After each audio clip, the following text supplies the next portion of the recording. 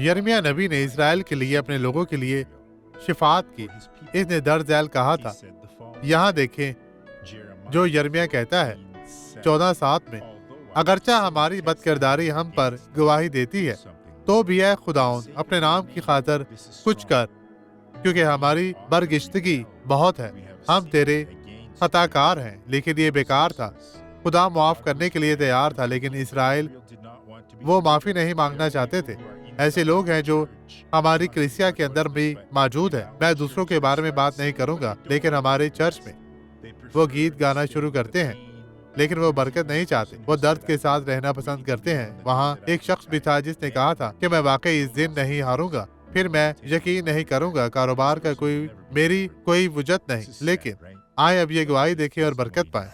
मुझे 1 साल पहले ज़्यादती न्यूरोपैथी की तशखीस हुई थी और मैं मजीद नहीं चल सकती थी, और यहाँ टांगों में भी दर्द की वजह से रोती हुई आई यहाँ हूँ। पर आए, मैं आपको देखना चाहता हूँ। इस तरह आप लंगड़ाती थी जी, तो अब आप बेहतर हैं। यहाँ वापिस आए, अच्छे तरीके से चलें, सबको दिखाएं खुदा का कि शुक्र खुदा हो। ने आपको बरकत दी है। ये दर्द खत्म हो चुकी है। वापिस आए बहन, वापिस आए, वापिस आए, वापिस आए। तेज चले, तेज चले, तेज चले, तेज तेज चलते हुए वापिस आए। खुदा तेरा शुक्र हो, ये खत्म हुआ। आए अब दुआ करें। बाप, मैं हर एक के लिए दुआ करता हूँ। ये शख्स जिसके दिल में दर्द है, मैं हर इस तरह की बदी को यस्सु के नाम में इनकी जिंदगियों से खत्म करता हूँ। शैतान तो अपना सब कुछ ले और इनकी जिंदगी से चला जा। तू हार चुका है यस्सु के नाम में। खुदावंद आपको बरकत दे।